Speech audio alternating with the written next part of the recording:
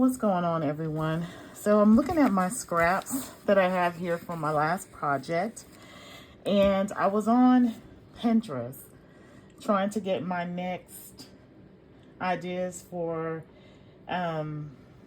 my big project, long going project, and I seen some paper ruffles, and so I want to go ahead and use some of the smaller strips right here, and I'm just gonna fold together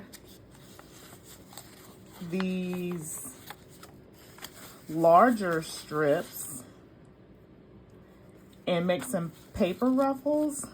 And I thought that probably about this width here would be good to add along the edge of one of these pages in here, probably like this or that, just to add some different dimension to it.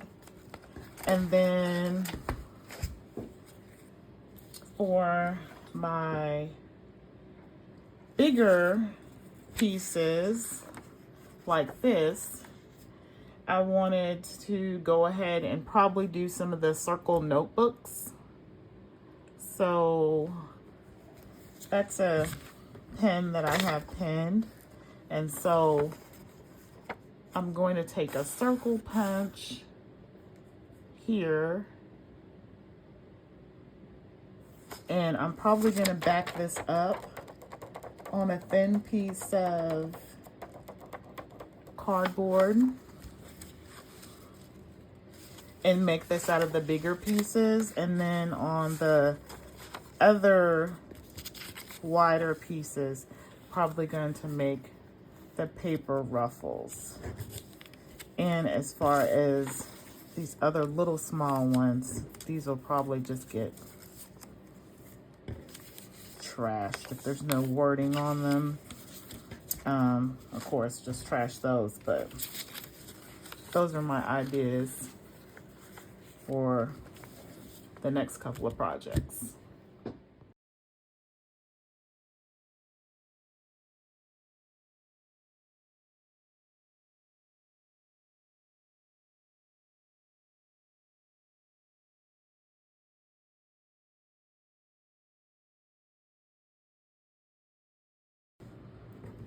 Okay, so I ended up having enough to make 3 out of my little scraps I had. The bigger pieces, I ended up having enough to make 3 for front and back.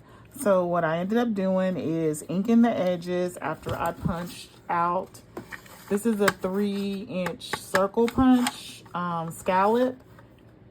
And I was able to find an exact match for this on Amazon in case anyone was looking for one. And I really like how they turned out. Now I have this deco paper ephemera linked in my Amazon already, should be. I'll make sure that's in there. I've had this for a little while in my stash, and so I've added some stickers. They're not totally see-through, they're more of a opaque, but I kind of utilized some of the wording that I wanted out of the front, and it's a cute little notepad. I didn't end up adding any extra cardboard to it. You can. I felt like it really didn't need it, and it makes it more, I wanted more paper in it to actually utilize it.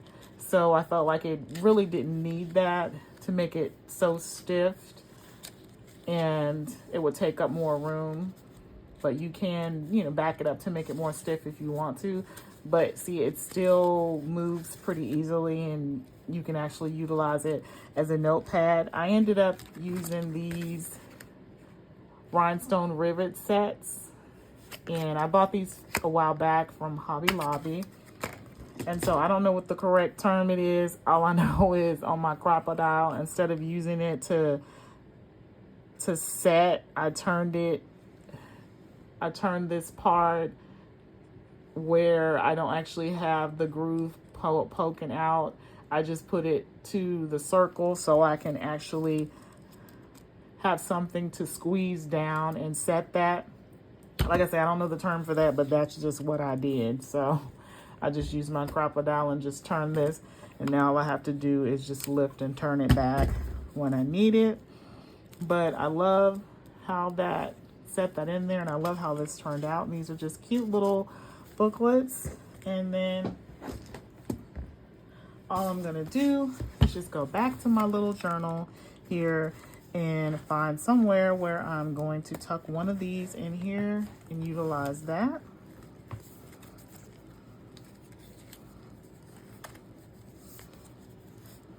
And this one says, if God used only perfect people, nothing would get done.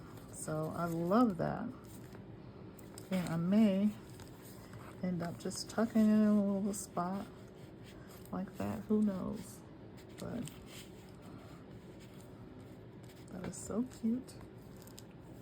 And on to the next.